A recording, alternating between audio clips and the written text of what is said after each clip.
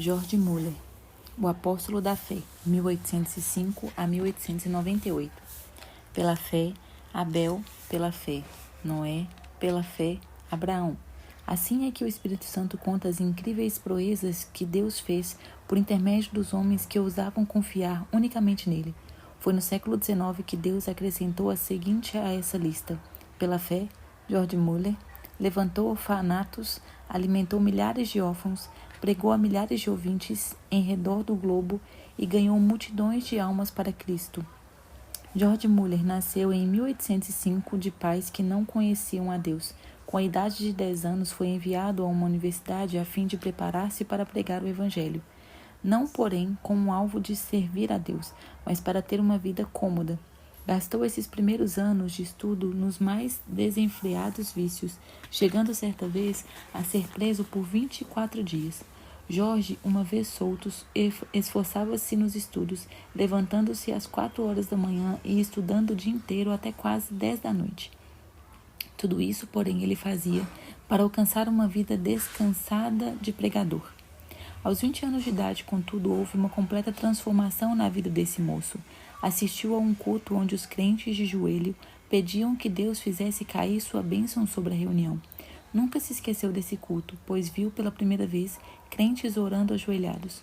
Ficou tão profundamente comovido com o ambiente espiritual que passou a buscar também a presença de Deus. Costume esse que não abandonou durante o resto da vida. Foi nesses dias, depois de sentir-se chamado para ser missionário, que se hospedou durante 2 meses no famoso orfanato de A. Frank. Apesar de esse fervoroso servo de Deus, o Sr. Frank, ter morrido quase 100 anos antes, em 1727, o seu orfanato continuava a funcionar com as mesmas regras de confiar inteiramente em Deus para todo o sustento. Mais ou menos ao mesmo tempo em que George Muller hospedou-se no orfanato, um certo dentista, o Sr. Graves, ele havia abandonado suas atividades, que lhe rendiam um salário de $7.500 por ano, a fim de ser missionário na Pérsia, confiando só nas promessas de Deus para suprir todo o seu sustento. Foi assim que George Muller, o novo pregador, recebeu nessa visita a inspiração que o levou mais tarde a fundar seu orfanato sobre os mesmos princípios. Logo depois de abandonar sua vida de vícios para andar com Deus, chegou a reconhecer o erro mais uma vez universal de ler muito acerca da Bíblia e quase nada da Bíblia. Esse livro tornou-se a fonte de toda a inspiração e o seu segredo do seu maravilhoso crescimento espiritual. Ele mesmo escreveu: "O Senhor me ajudou a abandonar os comentários e a usar a simples leitura da palavra de Deus como meditação. O resultado foi que, quando a primeira noite fechei a porta do meu quarto para orar e meditar sobre as Escrituras, aprendi mais em poucas horas do que antes durante alguns meses. A maior diferença, porém, foi que recebi, assim, força verdadeira para minha alma." Antes de falecer, disse que lera a Bíblia inteira cerca de 200 vezes. 100 vezes o fez estando de joelhos. Quando estava ainda no seminário, após os cultos domésticos realizados à noite com os outros alunos, frequentemente continuava orando até a meia-noite. De manhã, ao acordar, chamava-o de novo para a oração às 6. Certo pregador, pouco tempo antes de a morte de George Muller, perguntou-lhe se ele orava muito. A resposta foi esta: "Algumas horas todos os dias, e ainda vivo no espírito de oração. Oro enquanto ando, enquanto deitado e enquanto me levanto. Estou constantemente recebendo respostas. Uma vez persuadido de que certa coisa é justa, continuo a orar até receber. Nunca deixo de orar. Milhares de almas têm sido salvas em resposta às minhas orações. Espero encontrar dezenas de milhares delas no céu. O grande ponto é que nunca cansar de orar antes de receber a resposta. Tenho orado 52 anos, diariamente, por 2 homens, filhos de um amigo da minha mocidade. Não são ainda convertidos, porém espero que o venha a ser. Como pode ser de outra forma? Há promessas inabaláveis de Deus e sobre elas eu descanso." Não muito antes de seu casamento, não se sentia bem com o costume de receber salário fixo, preferindo confiar em Deus em vez de confiar nas promessas dos irmãos. Deu sobre isso as 3 seguintes razões. Um salário significa uma importância designada, geralmente adquirida do aluguel dos bancos. Mas a vontade de Deus não é alugar bancos. Tiago 2, do 1 ao 6. 2. O preço fixo de um assento na igreja às vezes é pesado demais para alguns filhos de Deus e não quero colocar o menor obstáculo no caminho do progresso espiritual da igreja. 3. Toda a ideia de alugar o assento e ter salários torna-se tropeço para o pregador, levando-o a trabalhar mais pelo dinheiro do que por razões espirituais. George Muller achava quase impossível ajuntar e guardar dinheiro para qualquer imprevisto e não ir direto a Deus. Dizia que assim o crente confia no dinheiro em caixa em vez de confiar em Deus. Um mês depois do seu casamento, colocou uma caixa no salão de cultos e anunciou que podiam deitar lá fora as ofertas para o seu sustento e que, daí em diante, não pediria mais nada, nem a seus amados irmãos, porque, como ele disse, sem me aperceber, tenho sido levado a confiar em braços de carne, mas o melhor é ir diretamente ao Senhor. O primeiro ano findou com grande triunfo, e George Muller disse aos irmãos que, apesar da pouca fé ao começar, o Senhor tinha ricamente suprido todas as necessidades materiais e, ainda mais importante, tinha-lhe concedido o privilégio de ser um instrumento de sua obra. O ano seguinte foi, porém, de grande provação, porque muitas vezes não lhe restava nem um xelim. E George Muller acrescenta que no momento próprio a sua fé sempre foi recompensada com a chegada de dinheiro ou alimentos. Certo dia, quando só restavam 8 xelins, Muller pediu ao Senhor que lhe desse dinheiro. Esperou muitas horas sem qualquer resposta. Então chegou uma senhora e perguntou: "O irmão precisa de dinheiro?" Isso foi para ele uma grande prova de fé. Entretanto, o pastor respondeu: "Minha irmã, eu disse aos irmãos, quando abandonei meu salário, que só informaria ao Senhor a respeito das minhas necessidades. Mas", respondeu a senhora, "ele me disse que eu lhe desse isto", e colocou 42 xilins na mão do pregador. Outra vez, Muller e sua família passaram 3 dias sem ter dinheiro em casa e foram fortemente assaltados pelo diabo com a ideia de que haviam errado em aceitar a doutrina da fé nesse sentido. Quando, porém, voltou ao seu quarto, achou 40 xilins de uma irmã que uma irmã deixara. Ele acrescentou então: "Assim triunfou o Senhor, a nossa fé foi fortalecida." Antes de findar o ano, acharam-se de novo inteiramente sem dinheiro, num dia em que tinham que pagar o aluguel. Pediram a Deus e o dinheiro foi enviado. Nessa ocasião, George Muller fez para si a seguinte regra, da qual nunca mais se desviou: "Não nos endividaremos porque achamos que tal coisa não é bíblica. E assim, não teremos contas a pagar. Somente compraremos o que pudermos, tendo o dinheiro em mãos. Assim sempre saberemos quando realmente possuímos e quando temos o dinheiro de gastar." Deus, assim, gradualmente treinava o novo pregador a confiar nas suas promessas. Estava tão certo da fidelidade das promessas da Bíblia que não se desviou, durante os longos anos da sua obra no orfanato, da resolução de não pedir ao próximo e de não se endividar.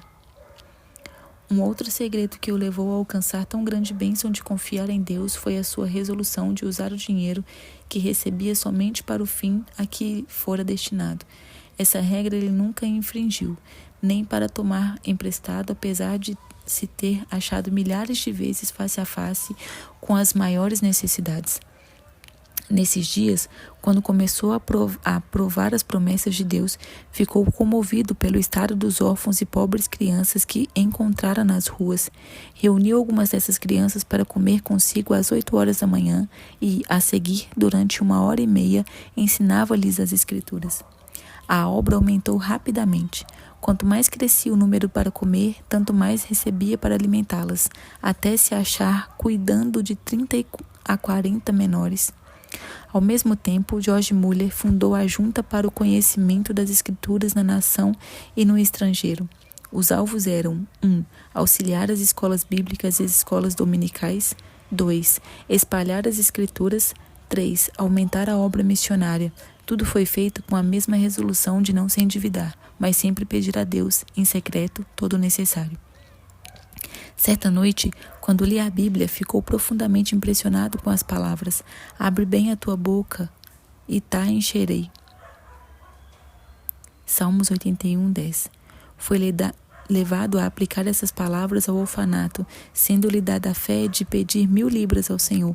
Também pediu que Deus levantasse irmãos com qualificação para cuidar das crianças.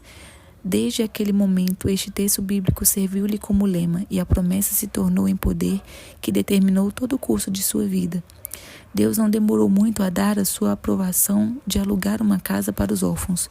Foi apenas 2 dias depois de começar a pedir que ele escreveu no seu diário: hoje recebi o primeiro xelim para a casa dos órfãos. 4 dias depois foi recebida a primeira contribuição de móveis, um guarda-roupa.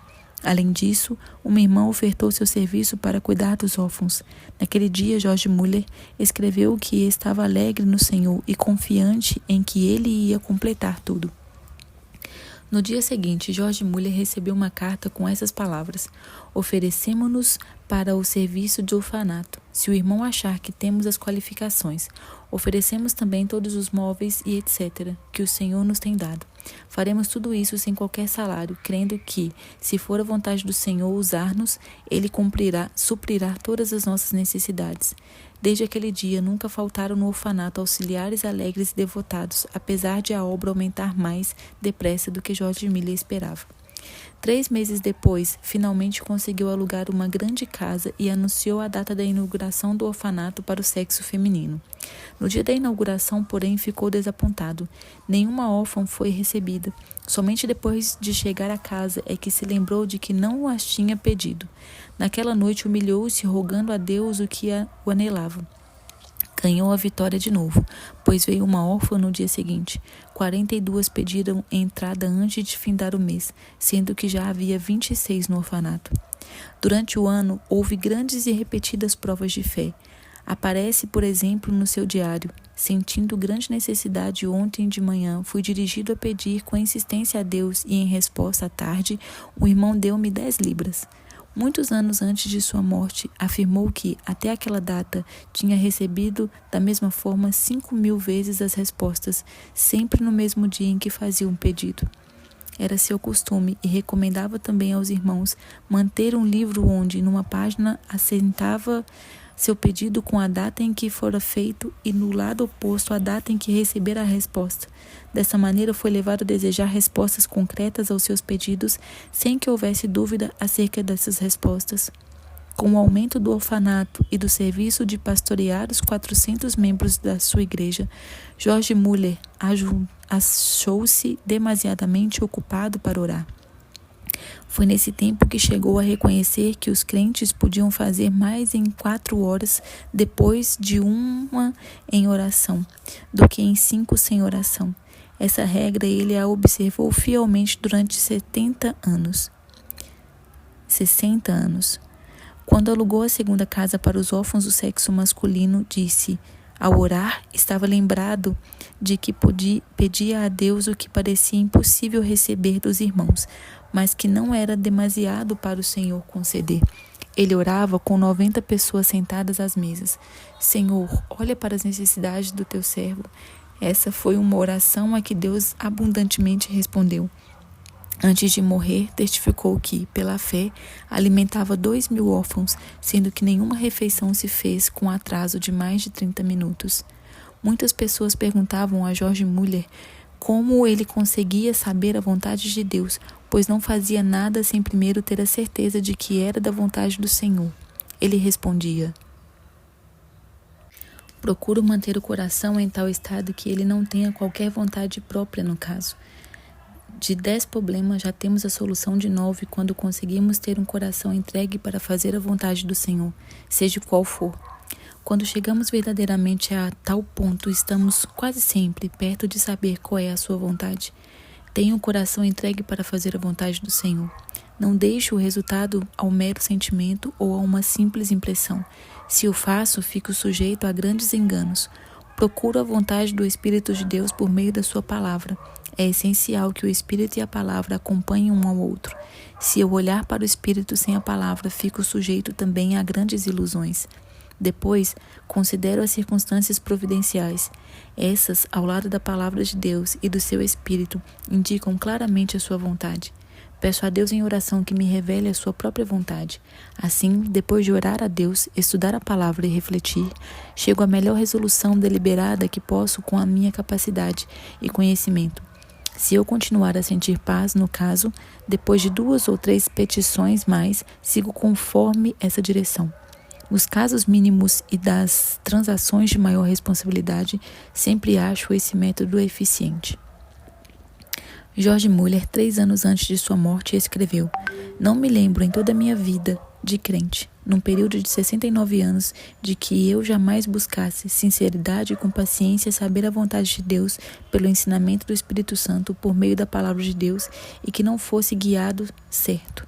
Se me faltava, porém, sinceridade de coração e pureza perante Deus, ou se eu não olhava para Deus com paciência pela direção, ou se eu preferia o conselho do próximo ao da palavra de Deus, do Deus vivo, então errava gravemente."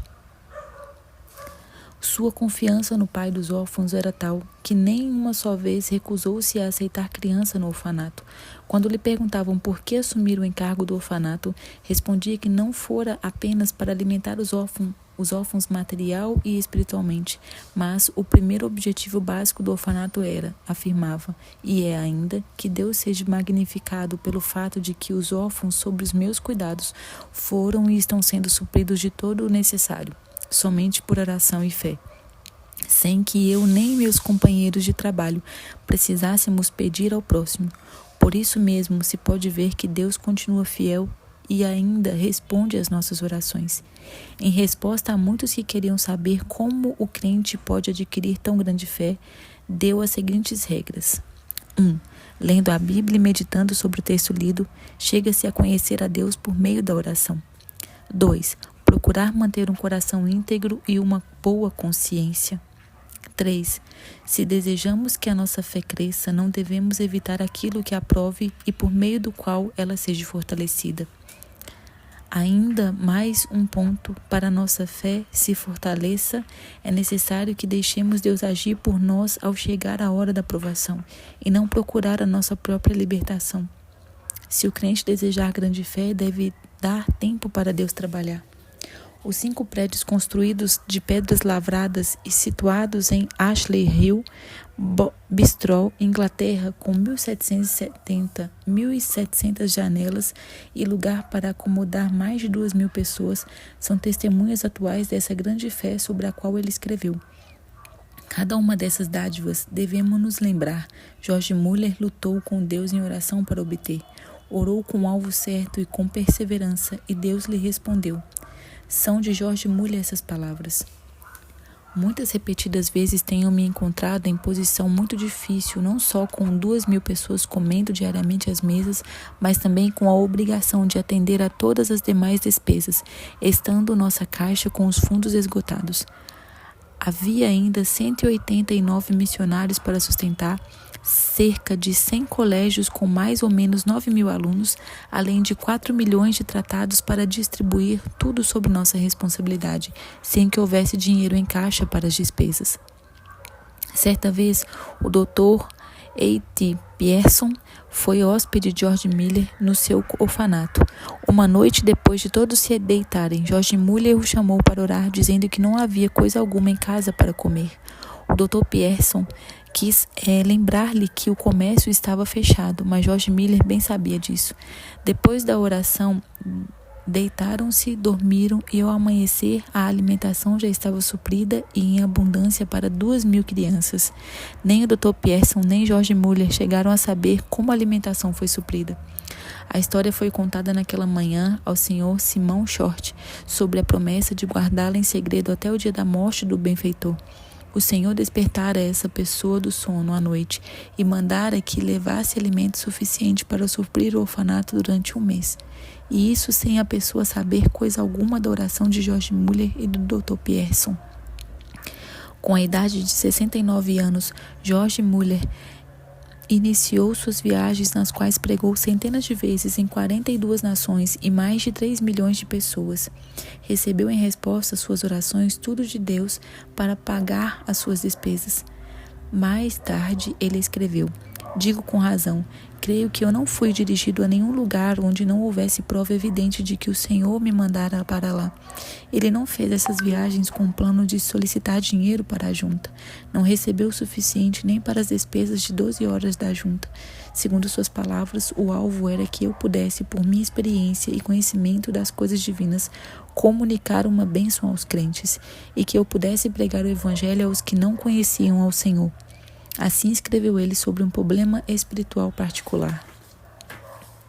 Sinto constantemente as minhas necessidades. Nada posso fazer sozinho sem cair nas garras de Satanás.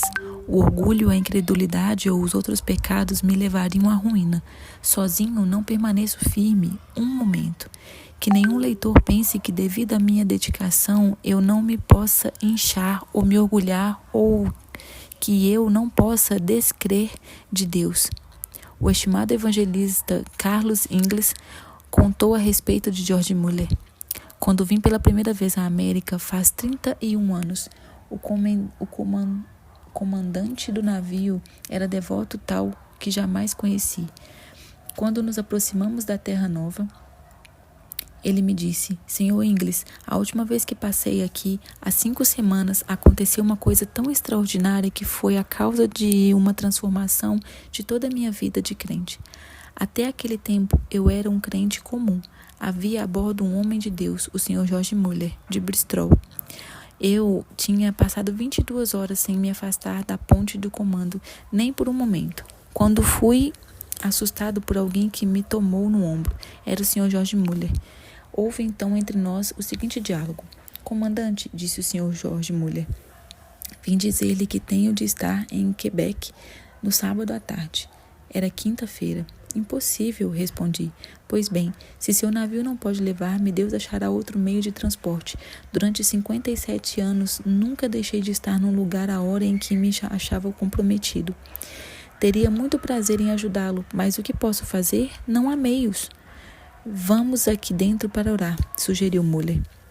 Olhei para aquele homem e disse a mim mesmo, de qual casa de doidos escapou este?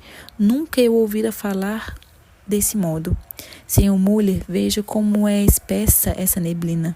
Não, respondeu ele. Os meus olhos não estão na neblina, mas no Deus vivo que governa todas as circunstâncias da minha vida. O Sr. Muller caiu de joelho e orou de forma mais simples possível.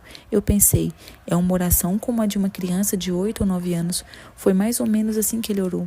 Ó Senhor, se for a tua vontade, retira essa neblina dentro de 5 minutos. Sabes como me comprometi a estar em Quebec no sábado. Creio ser isso a tua vontade. Quando findou, eu queria orar também, mas o Sr. Muller pôs a sua mão no meu ombro e pediu que não o fizesse, dizendo, comandante, primeiro o senhor não crê que Deus faça isso, e, em segundo lugar, eu creio que ele já o fez. Não há, pois, qualquer necessidade de o senhor orar nesse sentido. Conheço, comandante, o meu senhor há 57 anos, e não há dia em que eu não tenha audiência com ele. Levante-se, por favor, abra a porta e verá que a neblina já desapareceu. Levantei-me, olhei e a neblina havia desaparecido. No sábado à tarde, George Muller estava em Quebec. Para ajudar a levar a carga dos orfanatos e a apropriar-se das promessas de Deus em oração, lado a lado com ele, George Muller tinha consigo, havia quase 40 anos, uma esposa sempre fiel. Quando ela faleceu, milhares de pessoas assistiram ao seu enterro, das quais cerca de 1.200 eram órfãs. Ele mesmo, fortalecido pelo Senhor, conforme confessou, dirigiu os cultos fúnebres no templo e no cemitério. Com a idade de 90 anos, pregou o sermão fúnebre pela segunda esposa, como o fizera na morte da primeira. Uma pessoa que assistiu a esse enterro assim se expressou. Tive o privilégio, sexta-feira, de assistir o enterro da senhora Muller e presenciar um culto simples, que foi talvez, pelas suas peculiaridades, o único da história do mundo.